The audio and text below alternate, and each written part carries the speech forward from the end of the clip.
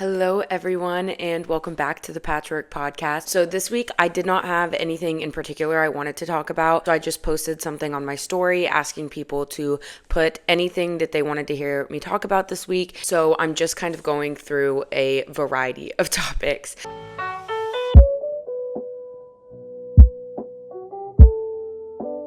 So the first one says, NCAA female athletes being silenced about their opinion on trans women in their sport. This is such an important topic. I first want to talk about what the NCAA's policy is. The NCAA allows trans women to compete in women's sports as long as they comply with their policy, but the issue is their policy. They believe that transgender athletes should be able to compete in the category that matches their gender identity. Their policy for trans women in sports is 1 year of testosterone suppression treatment, submission of an eligibility review form, submission of evidence of testosterone level, and compliance with the national governing body's NGB participation policies for transgender athletes. But the issue with this is their policy truly makes no difference, if I'm just being honest. And I want to make it very clear, a lot of people have the belief that we want to ban trans people from sports altogether, and that is not my belief at all. I fully believe that sports are such an amazing thing for every human that gets the chance to participate in them. I've run my entire life. I still run even though I'm out of college, out of high school, and it is just such a freeing, amazing thing that helps my mind, my body, everything about me running makes my life better. To not have had the chance to participate in competition, in the community, in getting to be around so many amazing athletes growing up, without that experience, I would not be the same person I am. But I also want to talk about how much I enjoyed competing against people. One of my best friends, we were basically the same times in running. And so we were always neck and neck with each other, and we were always competing for better times. And that was so exciting. It was so fun. We were best friends and we loved competing against each other, and it was so fun. And that is an experience that if there had been a male on the women's team just dominating every time, do you understand how discouraging that is? Also, not to mention, it's just blatantly cheating because we know that males are faster, they're stronger, they have a bigger wingspan, they have a bigger lung capacity than women. There's so many differences in males and females, and these are beautiful differences that should be celebrated, but they do not go together in sporting competitions. And that is just the simple truth. I also wanted to add in something I forgot to mention earlier. Another thing about sports is I struggled with mental health horribly in high school and growing up. Having an outlet such as sports to release my anger and my frustration and my sadness on was one of the most healing things that I could have ever had. Every time I was in therapy and we talked about what's a coping skill you can use, running was always the first thing I wrote down, or going on walks. And I hope that every single person that is just growing up has an experience where they can play sports and have an outlet to release their stress and their frustrations with the world and with themselves. And I want that for trans people too, just on the teams of their biological sex. I believe that if you are a male, compete in male sports. And if you are a female and you want to compete in male sports and they'll allow it, go for it, because you are putting yourself at risk in that way, and you aren't really putting others at risk, because we know that males are biologically faster, stronger, etc. than women. So it's not really an issue to me. If trans people also want to play, they could do co-ed teams. There's so many different options, but males should not be on the women's teams. And here's the thing with NCAA stuff. I work for XXXY Athletics, and I want to say about 2.5 weeks ago or so, I was photographing women that were silently protesting the NCAA's rules about transgender women competing in women's sports. And it's honestly sad because at least 60 to 70% of Americans agree that trans women should not be playing in sports. The issue is the silent majority is not willing to speak up, right? So we have the crazy small amount of people that believe trans women should be in women's sports, and those people are being the loudest, and I think that's part of the problem. Overall, it's extremely frustrating, but just know there are so many women that are standing up and speaking out about this, and they are getting so much backlash. And that's another thing that people don't talk about, is we're always talking about the feelings of trans people and how their mental health is and how they're not okay because people believe this about them and yada, yada, yada. But what about the women that are getting death threats, that are getting doxxed, that are getting cyberbullied, that are going through all of this simply for saying biological truth? That is absurd. A little bit more about what I do for XXXY Athletics. I'm essentially their social media manager, so I schedule their posts. They tell me, they give me a calendar of everything they want to see, and then I make the post, I schedule them. I do reporting for their social media on men and women's sports. I do photography whenever they need it and they haven't hired out another photographer. I edit all the photos they send me from other photographers because most photographers will charge you for the edited photos, and so I edit them for all of us. I do graphic design when they need it. I really do anything they need, whatever they want, I will do it for them. And I think that's something really important to remember. I graduated college in June of 2024. And you can't just expect to be at the top of a company when you graduate. And I think it's such a Gen Z problem is so many of us don't want to put in the work to get to the top. We just expect being at the top to get handed to us. You are starting out in the industry. You best believe you are doing whatever everybody asks you to do. You are staying up till 3 a.m. to get an assignment done. You aren't telling people what to do. You are the one being told what to do. That is what you have to do to get to where you want to be. And it is enjoyable and it is fun and it is hard work, but it is very rewarding. And I think people forget that. That is part of starting out. I remember in part of my starting out experience, I had an internship at a graphic design company and they created stickers and calendars and workbooks for kids. It was not what I wanted to be doing. I've always wanted to do design for politics, social issues, economic issues, cultural issues, and I was designing these little stickers and workbooks for kids. And I was like, oh, this is so unrewarding. I'm literally working a 9 to 5. I feel like I'm having back problems. I am not doing the work I want to do. But then I changed my perspective and I was like, Maggie, literally shut up. You have an internship that you worked so hard to get. You went through so many interviews, so many people denying you, and you finally got an internship. You should be so happy and proud of yourself, and you should be busting your butt to do amazing work for them so that they give you an amazing recommendation to an employer one day. Sometimes you have to do things that you don't love, but it is so worth it at the end of it all because you have great experience under your belt and you're building your portfolio and your resume. And I do believe you should do a lot of free work for people while you're building your resume.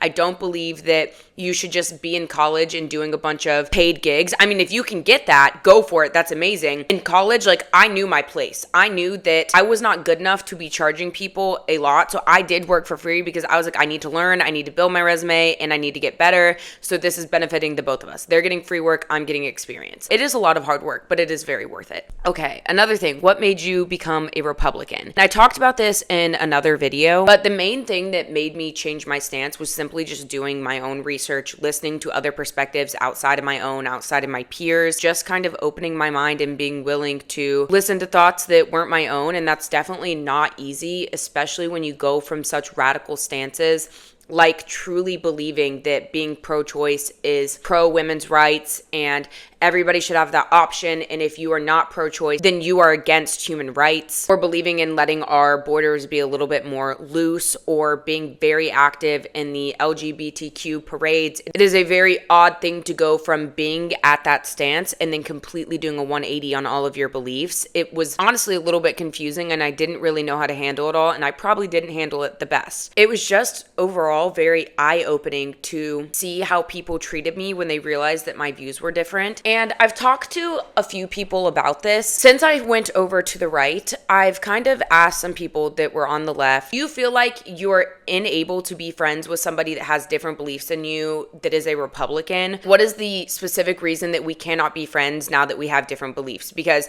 that was obviously what catapulted us from going from being really close friends to not really talking anymore, not really being friends.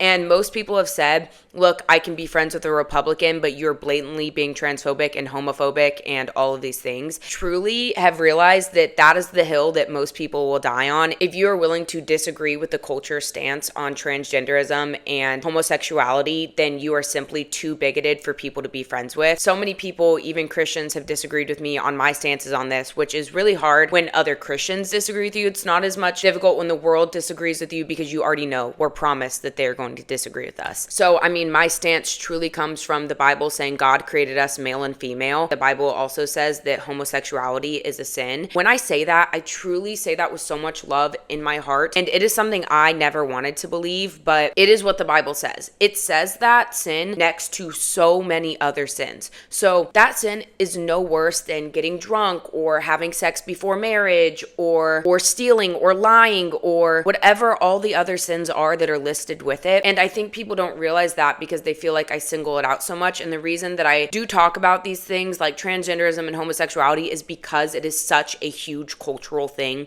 that everybody's talking about right now. I therefore talk about politics, I talk about culture, and so it is an issue that comes up a lot in what I talk about. I also work for XY Athletics, which is the first brand to stand up for women's sports and spaces. Their entire existence is to stand up for women's sports and spaces. So of course I talk about it a lot. So many people comment like, you're obsessed with trans people, you're so weird, you're so creepy, whatever. This is literally the work that I do. I talk about politics, I talk about culture, and it is a cultural issue. I work for a company that speaks on that issue all the time. Of course, I'm going to be speaking about this so much. Anyways, I completely lost my train of thought of what I was talking about. So moving along. Someone asked how to be loving while discussing politics. I honestly don't know if I'm even the best person to ask that about, because I have liberals in every single comment section telling me to kill myself and sending death threats because of what I'm saying or how I'm saying it. And the thing is I'm saying it as lovingly as I know how. And the Bible says that truth is love. And so I will communicate to other people what I fully believe is the truth. And I will do that with the most amount of love that I can possibly give to you. But sometimes the truth hurts and people don't like to hear it. I remember there was this time in my life where my sister basically called me and was saying, Maggie, look, you are making a lot of really bad decisions in your life right now. And then you are shocked at the direction your life is going, and it makes you more sad, and you make these bad decisions and then you wallow in your sadness. It was basically hitting me with the hard facts. That's not fun to hear, but you know what? I took it and I was like, oh my gosh, she's right. I'm not making good decisions for myself. I'm constantly choosing negative coping skills. I am wallowing in my sadness. I'm not doing anything to get better. I keep making bad decisions for my life, and I got better and I made better decisions for myself, and I needed to hear that. And it wasn't an easy truth to hear, but it was truthful and it was honest, and it was loving for her to tell that to me because I needed to hear it. I do believe that the truth is the most loving thing that you can tell somebody, and I do believe it is also really hard to hear sometimes, but I think it is still so important, no matter how hard it is for people to hear the truth, that people are still willing to tell the truth. Another thing is navigating disagreements with friends and family on politics. Another thing where I'm like, are you sure you want to ask me this? My stance is I will be friends with anybody. I will love anybody, no matter what their political stance is, no matter what their personality and their quirks are. All I care about is that you are a kind, decent person and that we get along, we have good banter, we have a good time together. As long as all those things check the box, I don't care what your political beliefs are. And I'm not saying this as someone that is now on the right. I'm saying this as somebody that was formerly on the left. The left does not know how to love people that disagree with them. And I truly believe that because I witnessed it firsthand. I feel like I've pretty much stayed consistent with, I will love anybody no matter what they believe. But I feel like I saw that from so many people around me, the inability to love people that disagree with you. And I witnessed that firsthand because so many people stopped loving me when they realized that I disagree with them. So I think it's a really difficult thing, but as long as at the end of the day, you are being loving and kind to everybody around you, regardless of your political beliefs, that is all you can do. All you can do is be a good person and try to make the world a better, more prosperous place. And if people don't like you because of your political beliefs, then so be it. That is their loss at the end of the day. And it's really unfortunate that people are at a point where they can't be friends with people that disagree with them. And I've heard this come from the right so many times where they're like, well, I could be friends with a Republican, but are your stances that you want to take away human rights? Then I can't be friends with you. And it's like, well, you think being pro-life is taking away human rights, but people on the right could make that same argument that you're taking away human rights by taking away the life of the baby. So it's really all a perspective thing. Neither side is fighting to take away human rights. Everybody's just fighting for what they believe is good and right in this world. And I think if people can come to that perspective, we're all fighting for what we think is good and right. We just have very different ways of going about it. Then maybe we could all coexist in a much better way than what we are now if we would just come to it with that perspective. Please talk about your experience deconstructing political views from liberal to conservative. And this is kind of that same thing where it's just stepping outside of yourself, being willing to address stances that are different than yours and look at the facts, and then look at yourself and say, where have I been wrong? Where have I made mistakes? Let's look at the facts and let's come to a proper conclusion. That's kind of just what you have to tell yourself. Politics, your personal life, marriage, even about your personal style. So we just kind of went through some of the politics stuff. So for marriage, I got married about 4 months ago. It was the best thing ever. We actually got married in 11 months, which is kind of insane to think about. I met my husband at a Bible study. I was not planning on getting married. I wasn't really looking for a boyfriend. It was kind of of one of those things where I was like, if it happens, cool. And if it doesn't, I'm cool with that too, because I honestly just love being single and spending all of my time alone and with my dog and running and working and bettering my career. I had the mindset of working really hard and putting in my utmost effort to everything I do. And so I was just kind of stuck in that mindset. I didn't care to date. If it came along, great. If it didn't, great. So I met my husband at a Bible study and we started talking. We had really, really good banter. Then he told me he was planning on going into the military. And I was like, no. I told myself, I was like, I'm not going to date him. He's going into the military. That's going to be really hard, you know? And then a week later, we went on our first date. It lasted 12 hours. It was literally just us sitting at a coffee shop, playing cards, drinking coffee. We went to paint pottery. We played soccer outside. We just were having the best time of our lives. We talked for so long. And then we had met in the summer, and so I went back to school right after our first date had happened. We were staying up till 4 a.m. every night talking. It was my senior year at SCAD. SCAD gives you so much work. I don't even know how to explain it. I'll get into that later. And I was training for a half marathon. I was about to run a half marathon, and I was staying up till 4 a.m. every night talking to this boy, and I didn't even care. I was like, I don't care if my work's not done. I was working for a startup at the time as well. Like, I was doing so much work, and I was like, I don't care about anything. I love this boy. And so I told my family after our first date that I was going to marry him, and I sounded crazy. I told all my friends when I came back to school I was going to marry him. I sound crazy, but I know I'm gonna. And 7 months later, he proposed. And 4 months after that, we got married. And it has been the most amazing thing in the entire world. And I will never understand why when you ask people about marriage, the first thing they always say is it's so hard. The last thing I would say about marriage, I would say it's the most fun, exciting thing, getting to have a sleepover with your best friend every night, getting to stay up till 4 a.m. and talk and then not have to drive back home after, and getting to wake up and make him breakfast and make his lunches. And there's just so many amazing, exciting things about marriage, and it has been so fun, and it's literally like an endless sleepover. The last thing I would describe it is hard or difficult. It's always a party. It's always a good time. Someone said everything, but particularly I'd love to hear about your experience in college at SCAD. So if you are a creative considering going into SCAD, I 1000% recommend it. SCAD was the best 4 years ever. I had the best time of my life. I met so many amazing people. I loved them so much. I learned so much. I grew as an artist. I am obsessed with Savannah, Georgia. I feel so bad for everybody around me because all I ever talk about is how much I love and miss Savannah. It's a magical city. I would wake up every day, and I was very much still struggling with depression at this time, and I would be like, I'm the happiest person in the world. How am I allowed to live in a place this beautiful? This feels like it's out of a movie. Gorgeous. Most beautiful place ever. First of all, you would get to live in Savannah, Georgia, which is already go to SCAD. Amazing. If you're not an art major, switch to an art major so that you can go to SCAD. I got to take painting classes, drawing classes. I got to take freaking color theory. What's color theory? Some of the classes are low-key a joke, but I'm having the time of my life because I'm learning how to mix colors together, and it's fun. I don't know. It's such a cool experience. I grew so much as an artist. The thing that is so cool too is it's like a giant place for networking because you're a photographer. Oh, you need a makeup artist. Oh, you need a grip. Oh, you need a model. Oh, you need an editor. Whatever you need, it is all at your fingertips right there. You have the best technology. The school facilities are amazing. They have photo studios. They have painting studios. They have editing studios. They have everything you could imagine you would need as an artist. It is all right there at your fingertips with the most talented, smart, well-accomplished professors that you will ever meet, that are so kind and willing to help everybody with anything. It is amazing. So I very much recommend it for anybody. I would obviously tell you it is a very left-leaning culture there. If you are on the right, it is something to consider. Are your beliefs strong enough that you could, put up with so many people disagreeing with you? Or are you feeling like you're going to be very easily influenced? Maybe there's somewhere else better for you. Maybe you want to open up your eyes to what else is out there.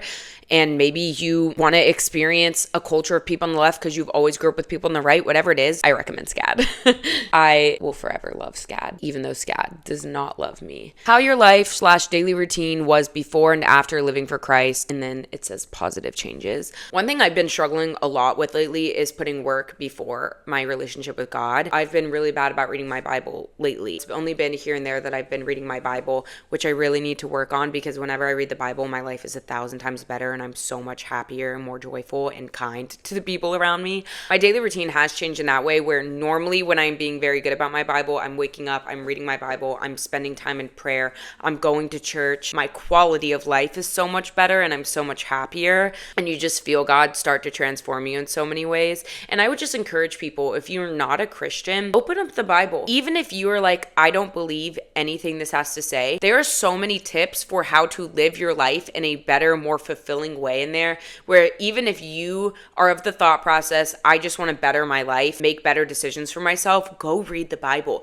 It has so much amazing advice in there. It's insane. Definitely just open up the Bible, and even listening to worship music. It is so much more fulfilling than the crappy music we turn on the radio every day. If you listen to worship music and are reading your Bible, like, you just feel it start to transform yourself. So that's the most positive change I would say. I'm so much nicer and more positive and fun to be around. I'm not a social person. I don't like hanging out with people and going to social events. I really just don't enjoy it. I'd rather stay home or do things alone all the time. And it makes it easier for me to be social because I want to put God's good word out there, and I want to be kind to people and represent the Bible in everything I do. So it definitely helps me be more social as well. So that is it for today's episode. Thank you so much for coming to the Patchwork Podcast.